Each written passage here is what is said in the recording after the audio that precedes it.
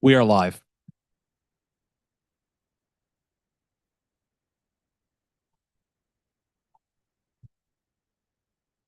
Okay, we'll call this meeting to order. The Committee of the Whole Operations is now called to order. I'd ask everyone to rise as you're able to for the invocation. We come together today. We come to recognize the great responsibilities laid upon us. Our council will always strive to understand the needs of the people we serve and to use power wisely and well.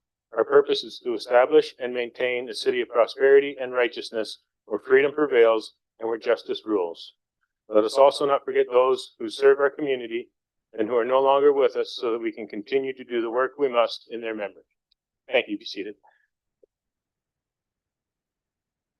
Has the roll been taken? Through the chair, roll has been taken. Thank you. Members of the committee, are there any declarations of pecuniary interest for items appearing on the agenda? Seeing none. At this time, I'll ask members of the committee what items they would like separated for discussion purposes. Item 6.1.2, North Brantford and Tootla Heights subwatershed study will be separated as there's a presentation. Councillor Sluts, can you please move the motion to approve all items for consideration consent not separated for discussion purposes? Yes, it's moved by myself, seconded by my ward mate.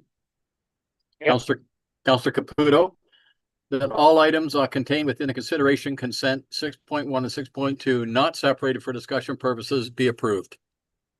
Okay, separations. Mayor Davis. I think I've got the right one, 6.1.1.3. Yeah, 6.1.13. Airport board report. Real estate report.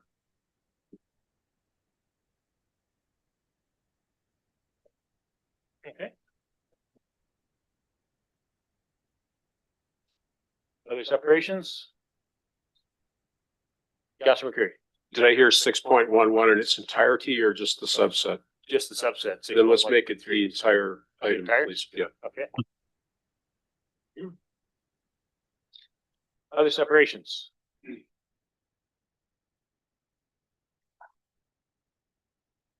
Okay, we'll call the questions on items not separated.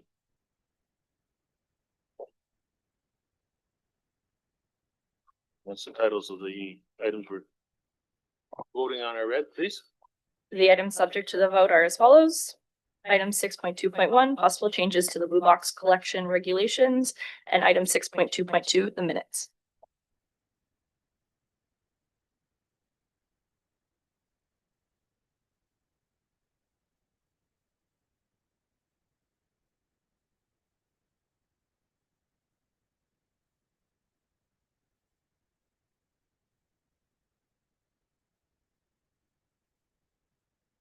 All items not separated for consideration consent carry on recorded vote of 11-0. Those voting in favor: Mayor Davis, Councillor Sicoli, Sullivan, Caputo, Slass, Martin, McCreary, Hunt, Carpenter, Van Tilburg, and Samwell.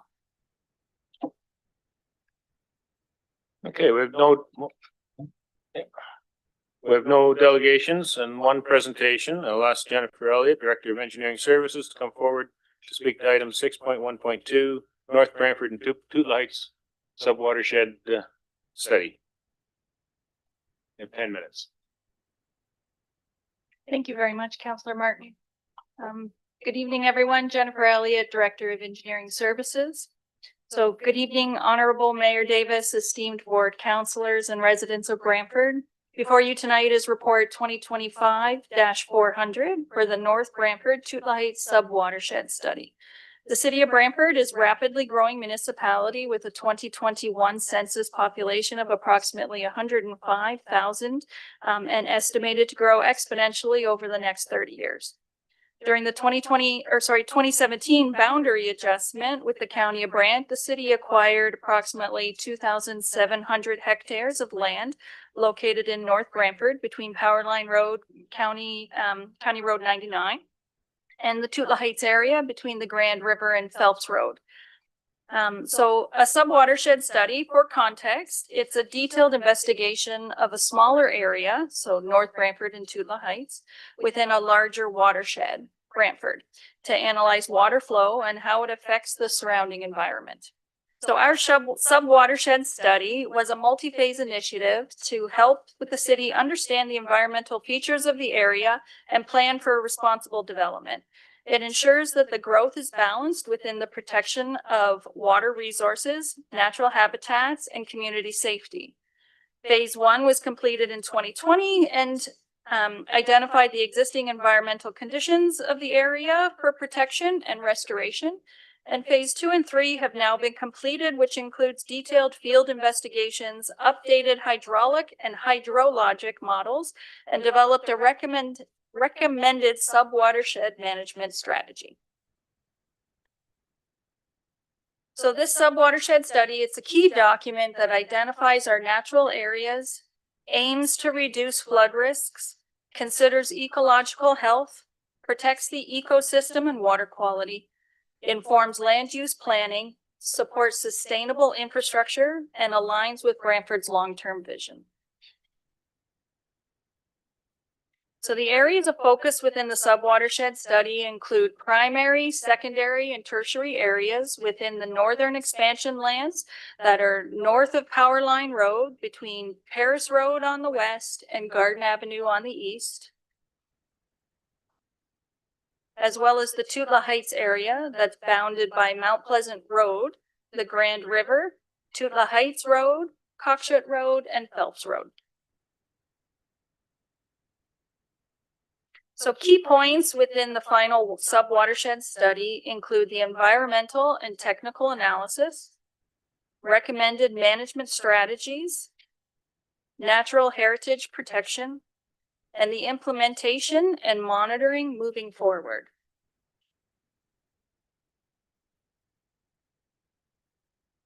The recommended management strategy assessed 3 options: the baseline do-nothing approach, the conventional end-of-pipe approach, and a hybrid solution with conventional low impact development, or LID, measures. The preferred strategy recommended within the study is the hybrid solution. So this will include retention measures such as bioswales and retention systems, infiltration measures such as soak-away pits, infiltration basins, permeable pavements, or to promote groundwater recharge and conventional measures such as stormwater management ponds and facilities and pipes. So the city's Consolidated Linear Infrastructure Environmental Compliance Approval, or CLI-ECA for short, outlines the requirements for the city. So that includes retention, which is the infiltration, evaporation, and reuse, LID filtration, and then conventional stormwater management. So it stipulates that conventional methods should only be used after the retention and the LID methods have been exhausted through best management practices. So this hybrid solution will achieve balanced performance, cost efficiency, and sustainability. During the analysis, the regulated floodplain mapping was produced. It was identified that the regional rain event exceeded the 100-year storm event throughout the entire study area, and therefore that's the governing storm. So the regulated floodplain mapping were produced, identifying the areas at risk for flooding, and following endorsement will be utilized to plan the developable areas within the North Brantford area that you see on your screen and the Tootla Heights area. So these areas that are identified in the floodplain mapping will be protected from future development and protect those developments from flooding and erosion impacts.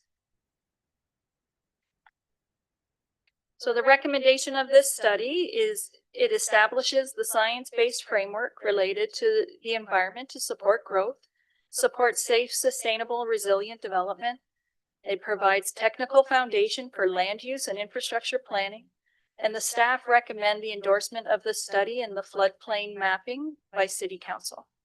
So the next steps throughout this process, tonight we have the Committee of the Whole operations where we're reviewing the report. August sixth, I'm getting ahead of myself. August sixth, tomorrow will be the ending of the public commenting period that's online. August 22nd, the floodplain mapping and report will be going to the GRCA board for approval. And on August 26th, the report will be coming to City Council for final approval and endorsement. That is it. Any questions? Thank you. Mary Davis, you have a question? I do, thank you, Mr. Chair, through you to Jen. So if we look at our most recent stormwater management plan area, that would be Shellard Lane. The sense of having developed that area over 20 to 30 years. And there is a stormwater management system out there, which includes the use of stormwater management ponds. How will this plan compare to or be better than what we've done over the last 2 decades, 3 decades in the Shellard Lane area? So for the North Brantford, through the chair to you, Mayor Davis, my apologies. So this plan, it differs a little bit from Shellard Lane as the stormwater management practices have evolved in those last 10 to 20 years. So we're including some of those more LID measures being bioswales, infiltration galleries, permeable pavement. So we'll be pushing those with the developer in which to gain more ground recharge as opposed to conventional stormwater management ponds where it will just outlet to our creeks and tributaries. Is it fair to say then that with the Shellard Lane, and given the fact it was developed 30 years ago, that there wasn't as much concern about the impact on the aquatic environment of the stormwater management system? Through the chair to you, Mayor Davis. I'm going to say that it has expanded since then. We probably at that point, we didn't know what we didn't know. And now that we do, we can promote more of the ground recharge to try to protect our tributaries, whether it be from temperature or quality. Yeah. When you're talking about ground recharge, you're talking about putting water back into the soil so that it regenerates the groundwater that's below the area being developed. That's the water that's drawn out by wells. That is correct. Okay, last question for you. Very concerned, I think in the last 10, 15 years, given the experiences in Ward 4 and Ward 3 about these micro storms where you can have in one particular neighborhood a flash rainstorm that exceeds the 100-year flooding limit and has overwhelmed the local stormwater management system. The design for these areas, Tula Heights and North Powerline Road, has that been taken into consideration? Is it going to provide effective stormwater management in the event of those microstorms? Through the chair to you, Mayor Davis, that is a great question. So microbursts, we never know when they're going to occur. They usually occur during those storm events, but they're pocketed in certain areas.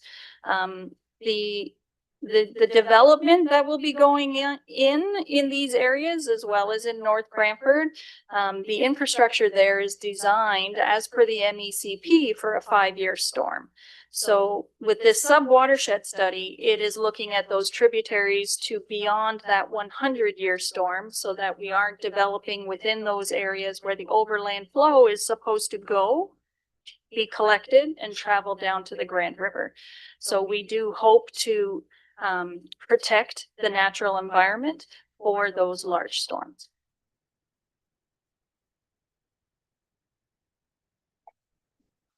Okay, we're just coming up on the 10-minute mark, so further questions will have to come when this is on the table. So we'll deal with the items that have been separated, starting with 6.1.1, Councilor McCreary.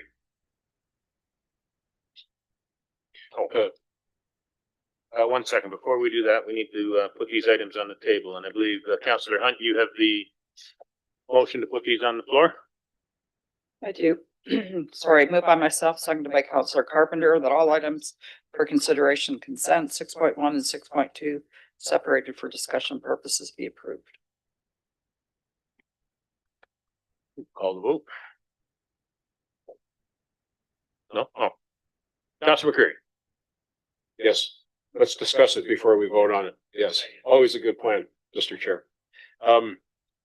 So this is concerning the Brantford Airport Board, and I'd like to recognize that this evening we have the honor of receiving the presence of Chairman Mark Littell of the Airport Board. Welcome, Mark. Thank you for being here tonight. I do have a number of questions through you, Mr. Chair, to staff. And these may be in no particular order since it's all one item.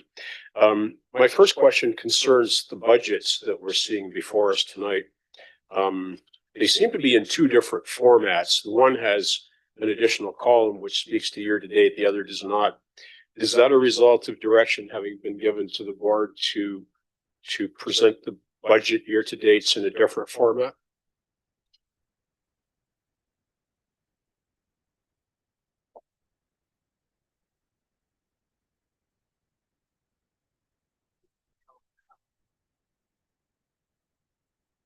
Oh, there we go. Sorry. Through the chair to Councillor McCreary, Ray Petro, manager of real estate. That is correct. It was requested that we add that additional column for more clarity. Did anyone happen to request that for the monthly budgets, you should also have the budget for the month rather than the year in progress?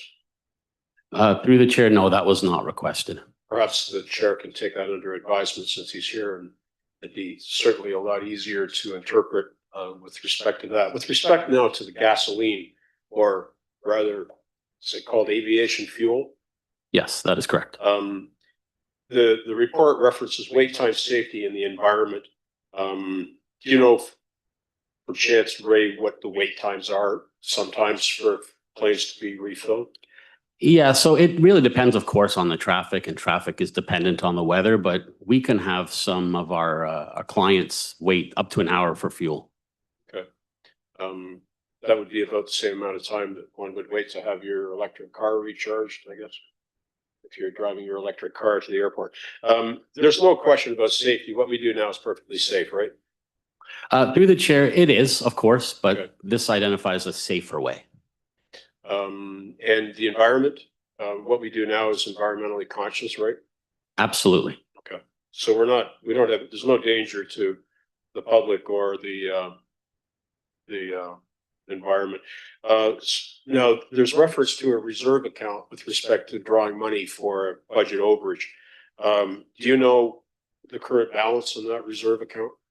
I know the balance that will be in our reserve account, if everything does move forward by the end of the year, will be just over 50,000. Okay, so this depletes it a fair bit, right? That is correct. Okay, thanks for your answers.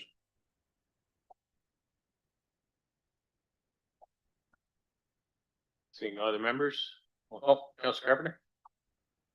I thought the mayor separated this, but just speaking to it, the requirement to put the tanks in the ground, will that produce more revenue as well for the airport? It may. I mean, the new T hangars and further activity at the airport would really generate that activity. And it itself doesn't do that. Yeah. Okay, and in your report on page 6, your report, financial sustainability, I just have a question here. You mentioned striking statistics shared at the meeting that you went to, that 95% of airports in Canada are not financially self-sufficient and dependent on taxpayers' funding. But the Brantford Municipal Airport stands out as a positive exception, that its significant commercial interior hangar assets, the airport operates fully funded through its own reserves without relying on municipal taxes. Now, is it not true that staff overhead costs are not paid for through the airport? They're paid for through taxes? So through the chair, the staff salary is not out of the airport budget, correct? So then that statement, could we have that statement updated at least so that it makes it clear minus staff's operating costs?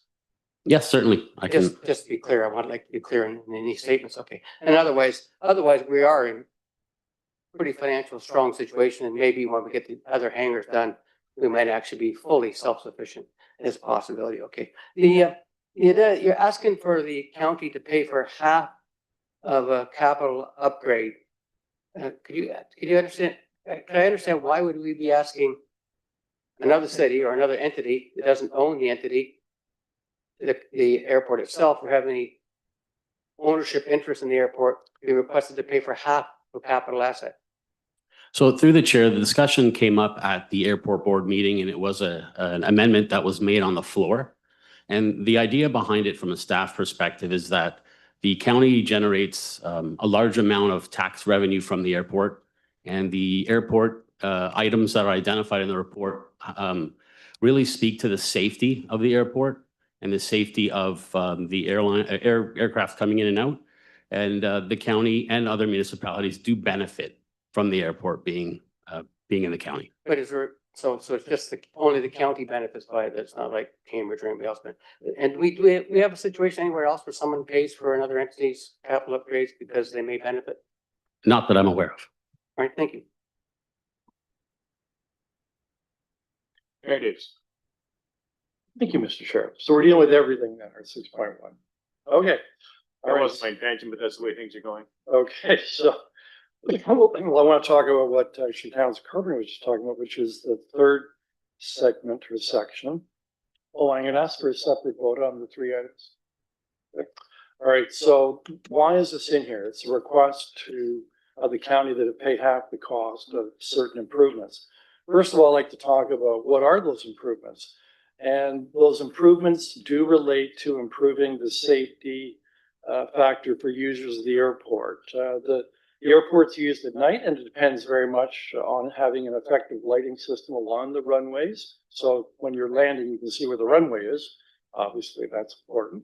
And the problem is the system there is very old, and it needs to be replaced with LED lighting, which will be cheaper to operate, and also the bulbs will last much longer, require less maintenance, but generally speaking, be a lot safer. The other item here is it's a vector system, which will assist pilots when they're landing using partly instrument landings and make that more safer and make the airport more user-friendly. And so why are we asking the county to help pay for the cost of these improvements, safety-related improvements to the airport? Two reasons. One, the airport is in the county, even though the city owns it, and the county does collect about anywhere between $80,000 to $100,000 a year in property taxes that are paid by the city to the county. And also recall about a year ago, we made an attempt to expand the scope of the joint services that we do jointly with the county. And you'll recall that the county opted out of that process. And because their decision to do that was at an in-camera meeting, we can't be exactly sure why they did it and the reasoning for it. But coming out of that, we did receive a letter from, I believe it was the CEO of the county, saying in reference to the airport, if we had any specific requests, they would consider them. And so the idea behind this, the airport board was, well, this will improve the safety of the airport for users. It will probably overall lead to an increase in the usage of the airport by those that have to land partly in instruments and also at night. And that'll benefit the county because there are a number of businesses in the county that use the airport. So let's see what it is the county would like to do. But the only way they told us a year ago to start that process was to make a specific request. So that's what this is about. And hopefully city council will pass this, and then we'll see if the county is prepared to make a contribution towards these safety, user-friendly improvements to the airport. Thank you. Councilor Caputo. Thank you, Mr. Chair. So going back to Councilor Carpenter's question, we were talking about the fuel trucks and then putting this in. Providing this service for anyone who has a plane at the airport, is that not something that we should be looking at upcharging for a fuel cost, considering the fact that the cost probably that will come in will be a lot lower than having a mobile truck coming in? And at the same time, would that not help pay for some of the expenses that putting these things into the process? I'm just curious to get an answer on that. So through the chair, just allow me to clarify this. It's the Brantford Flying Club that sells the fuel at the airport. The city does receive some revenue every time fuel comes in to refill their trucks. The specific recommendation here is asking that city staff assist the Brantford Flying Club staff in installing these tanks. So we wouldn't control the price of fuel. It would be the Brantford Flying Club that would be selling fuel on behalf of the city.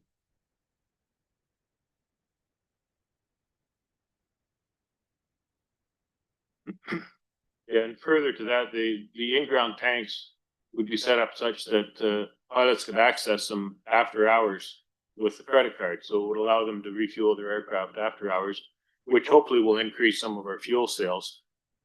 And in talking with the flying club, they intend to charge the slight premium for the truck to come and fill your plane up, as opposed to utilizing the tanks in the ground.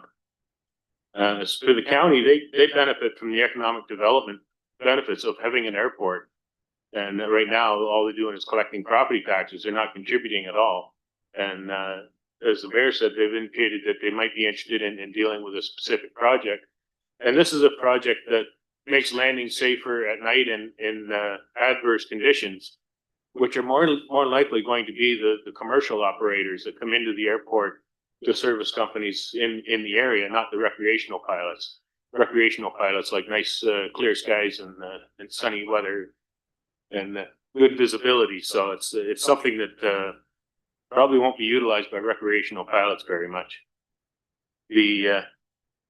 Councilor Carpenter had a concern about the overhead costs of paying for staff through property taxes. We're working on a municipal services corporation model that will see that come off the city's tax, and any staff will be paid from the airport directly. So that'll solve his concern there. And we're hopeful that the county will agree to this. I mean, it's a 50-50 split, and it's something that they can utilize the taxes they're getting from the airport, and they're getting increased taxes as we build additional T hangars, and we're looking at building a commercial hangar as well. So they're going to see the property tax revenue at the airport increase, and we're hoping that they'll consider giving us some of that money back towards these projects that'll enhance safety, especially for the commercial users of the airport. So seeing no other questions or comments, we've asked for separation. Mayor Davis. On a different item than what I spoke to before, 2 has to do with section 2 relates to the construction of T hangars. And again, for those watching, T hangars are they're buildings out at the airport that provide basically garages, you can call it that, for small airplanes. And small airplanes are an important component of the customer service base used by the airport and helps pay a lot of bills out there. So the idea behind this is to increase our T hangar capacity. And for various reasons, the request here or the resolution is that we allocate another $300,000 towards this project because of increase in the cost of steel and some other conditions, on-site gradage that the county is asking for in order to issue a building permit. So my question to staff, when we originally made the decision to proceed with the T hangar project at the airport board, we knew we would have to borrow money to do this, but the business case was that the hangars would be paid for over a period of 20 years by the rent that's going to be paid by the tenants, and that would pay the debenture as well. So my question to you now is, with this additional cost, what is the business case for the T hangar project? How long will it take before we kind of break even on the capital cost of this project? So through the chair to Mayor Davis, so just to create some context, we were able to fund this additional, or we are able to fund this additional $311,000 through our reserves, which essentially doesn't alter our quote unquote monthly payment for our debenture mortgage. However, we do have an amount to recoup over the years as a result of dipping into our reserves. So we expect to reassess the rents that we're charging at the airport, as well as other income sources at the airport, to get us to our original 20-year term that we were anticipating originally. We believe there are some additional sources of revenue that we can look at.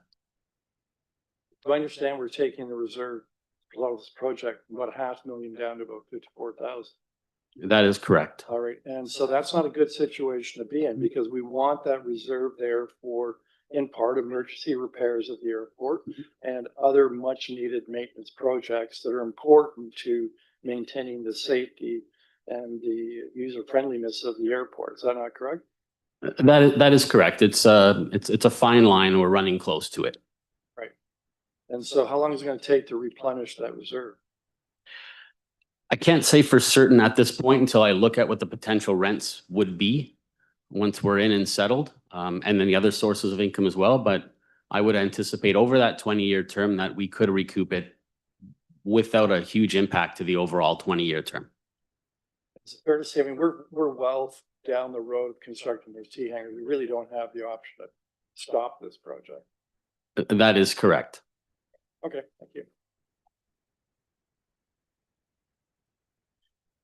And further to that, the rents for commercial hangars have increased much faster than inflation, which is what we've been increasing the rents by. So we've come to realize that we have room to increase the rents on the commercial hangars by much more than inflation, which will help us build up our reserve once again, because we didn't want to do it all in one big jump. We're going to do it over a couple of years, but by increasing the commercial rents, that'll help to rebuild the reserve and keep the airport on solid footing. Councilor McCurry. Chair, thank you very much. There was reference made earlier to the creation of a municipal service corporation to manage and implement economic development and airport operations out there in furthest west Brant. I wonder if someone might be able to give us a brief overview of what the schedule might be for creation of that corporation and implementation, Mr. Chair. Through you, Mr. Chair, I can answer that question. So right now we've got that project parked because the the Sports Entertainment Complex is in a currently aggressive ramp up phase. And so it's taking a lot of staff, including a lot of my time, a lot of staff time. So once we get through that ramp up phase, which will be probably, I would say mid-fall, then we would be bringing the business case that was already considered by the airport board back to this council, to this committee for consideration.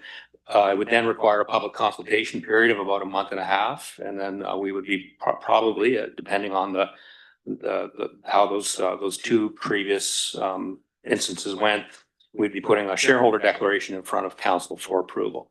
Once that's approved, then the ability to incorporate the corporation is essentially assured, and then we could proceed and incorporate it and then get into a setup phase. So I would say if those went well, we would probably be incorporating in early 2026, and then probably transitioning operations in probably late spring or early summer of 2026, if council approve those steps. So that's a high level estimate of the timeline to bring that municipal services corporation into basically a state of operation. Mr. Bradley, would you say that change in the way we manage and oversee the airport by transitioning away from the city-run operation to an independently run operation, a wholly owned corporation owned by the corporation of the city of Brantford, would you say that would allow the airport to take flight?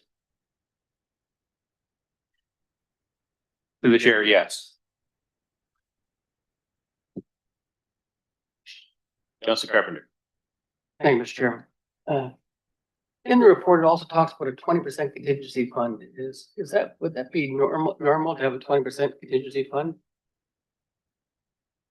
If I can defer to Jen Elliott on that, her team generally deals with the contract portion. Sorry, Jen, put you on the spot. Through the chair to you, Councillor Carpenter, just to clarify, would that be in regards to a construction project? Yes. Yes. So typically in construction, though, that range goes, it varies from a planning side to a construction side. Planning, you would see approximately a 20% contingency. Once you get into construction, you do see a 10% contingency. And is that changed with the market rates of what's been happening in the market in the last few years of those contingency funds? It would be wonderful, sorry, through the chair to you. It would be wonderful if it did, but we have not seen that change just with the market. We've just been seeing the cost, the overall cost. Overall cost on it. Thank you.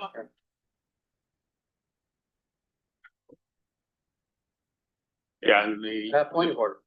Oh, twice.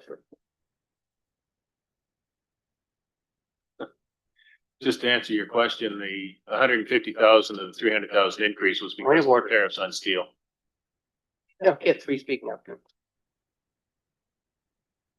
Okay, we've asked for the vote to be separated, so start with 6.1.1.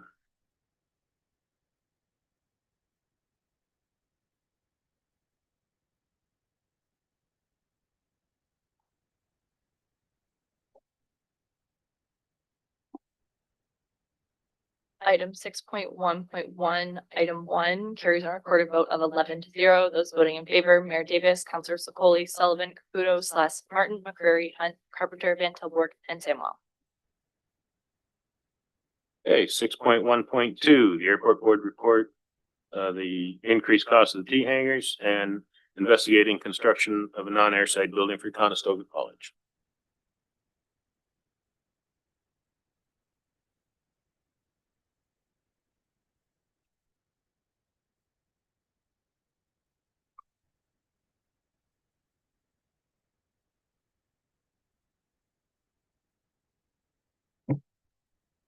Item 6.1.1, items 2.1 and 2.2 carry on a recorded vote of 11-0. Those voting in favor, Mayor Davis, Councilor Sokoli, Sullivan, Caputo, Slash, Martin, McCreary, Hunt, Carpenter, Van Tilburg, and Samuel.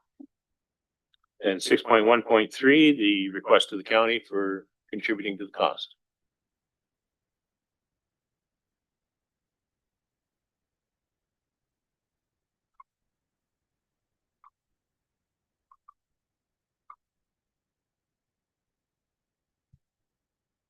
Item 6.1.1, item 3.1 carries on a recorded vote of 11-0. Those voting in favor, Mayor Davis, Councilor Sokoli, Sullivan, Caputo, Slash, Martin, McCreary, Hunt, Carpenter, Van Tilburg, and Samuel. Okay, it brings us to 6.1.2. Councilor Carpenter, I had you in the queue for questions when we ran out of time for the delegation. Oh, yes, thank you. The lid, is that related to the development of the stormwater management system, or is that related to the amount of development that happens in the area, like housing and so forth?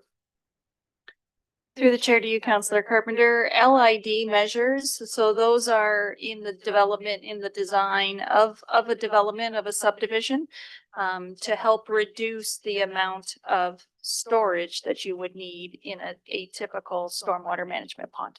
So the developers would have to apply to the low impact development parameters that we've set in place. That is correct. Okay, thank you. That's the clarity I want. Thank you. Councilor Sluss. Thank you, Mr. Chair. Through you to Jennifer. Jennifer, are the landowners consulted during this process? Through the chair to you, Councilor Sless. They were, we've had some back and forth with the developers. We've provided them some of our previous reports. And they were supplied the final report within the commenting period. We have not yet, to date, received any comments back from them. We've also been working with our colleagues in development engineering, and they have been communicating to the development community. Okay. If a landowner has a dispute, is there an appeals process? Through the chair to you, Councilor Celeste, so they could bring in their comments and we can address them as best we can and we can have the discussions back and forth. But at this point, it's not like a municipal class EA where there's a dispute process. Okay. And I guess further, the GRCA is going to entertain this at, I believe, their next meeting. Are they an approval body or are they just a reviewing body? Through the chair to you, Councilor Celeste. So they are an approval body of the regulatory floodplain mapping.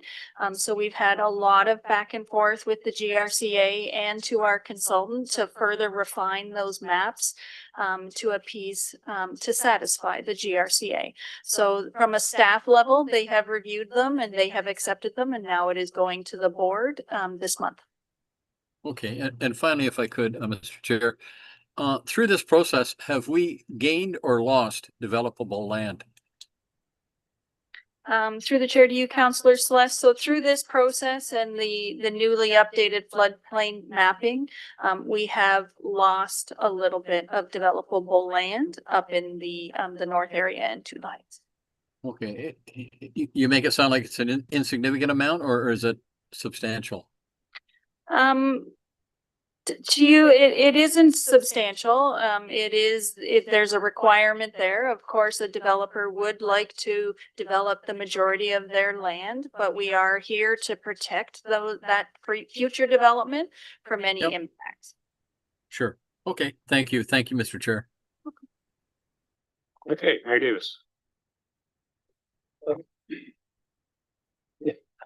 Thank you. I might ask for two speaking opportunities because this is one of the more important reports that we're receiving, certainly within the last several months. This is a very detailed plan that sets out how we're going to manage stormwater in the new Tutuila Heights area and in the lands, the boundary lands north of Power Line Road. It is extremely important because without this kind of a detailed plan, you really can't responsibly develop those lands. And this is 3 years in the making. It's a report that's 700 pages in length. It's extremely complicated. But I think it's generally a very well prepared and document that provides us with, I think, an excellent plan to help manage the stormwater. And so why is it so important? Because if you don't, the old days, you just run a pipe off the street into the river or creek, and you'd end up with flooding. You'd end up with all kinds of bank erosion. You'd be putting in all kinds of sediment into a stream or a creek or a river that would harm the aquatic life. Also, contaminants getting in there. Also, running warm water into cold water tributary creeks, which is very important in Grand River watershed. So, my question to staff, once the boundary lines are developed under this stormwater management plan, will the stormwater that's going into the creek system, which is essentially the Jones Creek, which leads into Fairchild Creek, the boundary lines, will that water, the stormwater coming off the developed lands, will that be of a higher quality than the stormwater that's currently going in there off those lands? Or more or less the same? I am talking about the amount of sediment that'll be flowing into the Jones Creek, the temperature of the stormwater flowing into Jones Creek, and whether the flow of water into Jones Creek will be more or less the same as it is now with the lands as they are now. Through the chair to you, Mayor Davis, quite an expansive question. Let me see if I can hit them all. So from this, the stormwater management, or sorry, the subwatershed study, we're aiming to lower the total suspended solids in our stormwater. So that would produce better quality of water, like less sediment going down into our tributaries, being Jones Creek and Fairchild Creek. So we are stipulating total suspended solids requirements. From a temperature perspective, by adding in the LID measures and some of the recharge, we're getting more water back down into the water table. We're limiting the water that's going towards Jones Creek and Fairchild Creek. If they did review, especially the North Jones Creek tributary, which is a cold to warm tributary. So they did assess that as well and impose some restrictions on that area so that we wouldn't be damaging the temperature of those tributaries. And then you asked about the volume of flow going into those tributaries. So again, with the LID measures that we would be exhausting and putting into those developments, it should reduce the overland flow going to those tributaries and in such reduce some of the erosions that we've seen in existing tributaries within the city's boundaries. Just one last question about the water temperature. The water temperature is very important because a cold water creek can support trout, brook trout, rainbow trout, brown trout. But if it becomes a warm water creek, then those species, they die off, right? So how do you, if you put water into a stormwater pond and it just sits there, as it does in some parts of Scheller Lane, it just heats up, and then when it's released, it's warmer than the water that flowed into the stormwater pond. So how do you manage the temperature of the stormwater that will flow from the boundary lands into these creeks? So Through the chair to you, Mayor Davis, through the development and planning approval process, they can review all of those particular aspects that a developer puts into their plans, into their subdivision. There are many different applications. For one, in our Southwest Sports Complex, we're doing an underground storage facility. So that would keep the stormwater out of the sun to keep the temperatures down, which goes into our very sensitive Dobney Coldwater Creek. So those aspects can also be entertained into those subdivisions. Great, thank you. Counselor Hunt. Thank you, and through you to, Jen. I think I saw on your next step slide that the public consultation ends tomorrow. Okay, and that would be the point in time that we would have expected to hear back from the developers.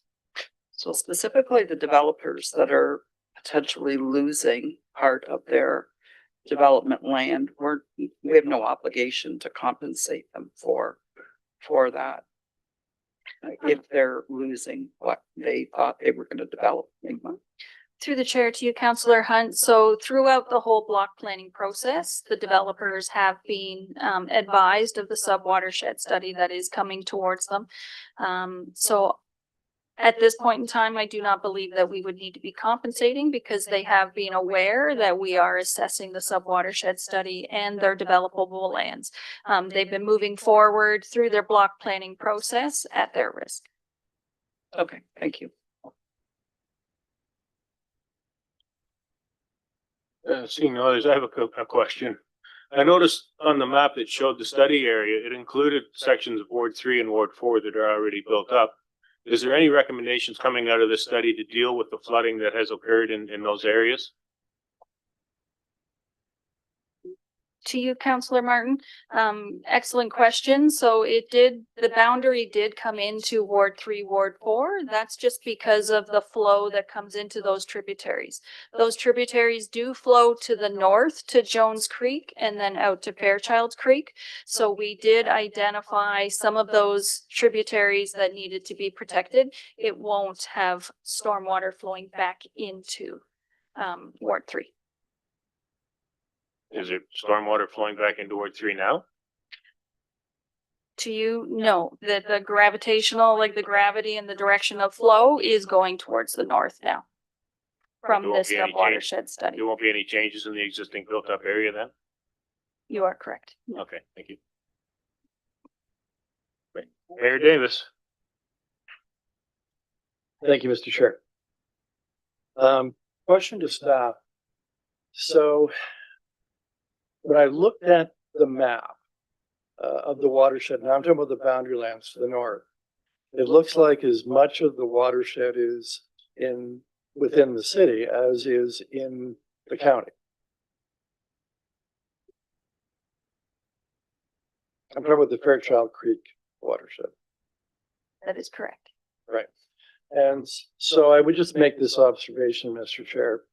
One last question for you. How would this plan that we're developing and being asked to approve, how would this compare to other plans that are being brought forward by other municipalities at this time? Does it compare favorably? Is it progressive? How generally would it compare to what other municipalities are doing? Through the chair to you, Mayor Davis. I'm unsure about some of our neighboring municipalities that aren't in the Grand River watershed. However, our colleagues at the GRCA have said that like they have approved it and that we are acceptable with our surrounding municipalities. All right. But if they commented on the quality of the watershed plan? Through the chair to you, Mayor Davis, we did have to go back a few times with the GRCA in which to get this report up to standard. All right. So, Mr. Clerk, I just need to make one observation. When you look at the watershed for Dobney Creek and Jones Creek, as much of the watershed, flows in and out of the county as it does through the city. And that's the problem when we don't have any kind of regional or joint watershed stormwater planning. We could have the best stormwater plan in the world, minimizing the impact on Dobney Creek, not Dobney Creek, but Fairchild and Jones Creek. But if our neighbors don't do the same thing, then it's almost like self-defeating in terms of the impact on the aquatic environment. And I just say it's, it's a pity that, that's the problem when you don't have regional planning, especially when it comes to watershed and stormwater management.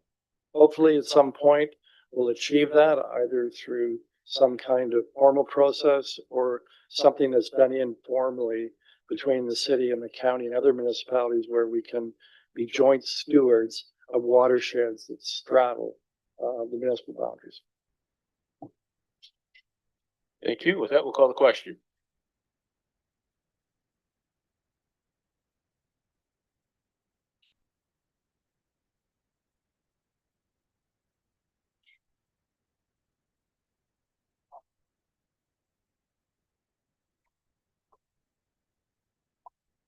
Item 6.1.2 carries on a recorded vote of 11-0. Those in favor, Mayor Davis, Councilors Sokoli, Sullivan, Caputo, Slash, Martin, McCurry, Hunt, Carpenter, Van Tilburg, and Samwell. Okay, that's the end of the items that were separated. We have no resolutions for tonight. We have 3 notices of motions. Councilor Caputo, if you could read the title of yours, please. Thank you. Parkside Drive Subdivision Agreement Amendment, Sidewalk 2025-356. Thank you, Mayor Davis.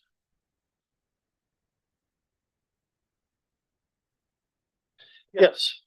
Level the playing field and locking equity through transparency and accountability. Thank you. And Councilor Hunt, could you please read the title of your notice of motion? Advocacy for provincial scrap metal legislation. Okay, thank you. Please note that notice of motion deadline for next committee of the whole planning and administration meeting is Thursday at 9 a.m. With that, we are adjourned.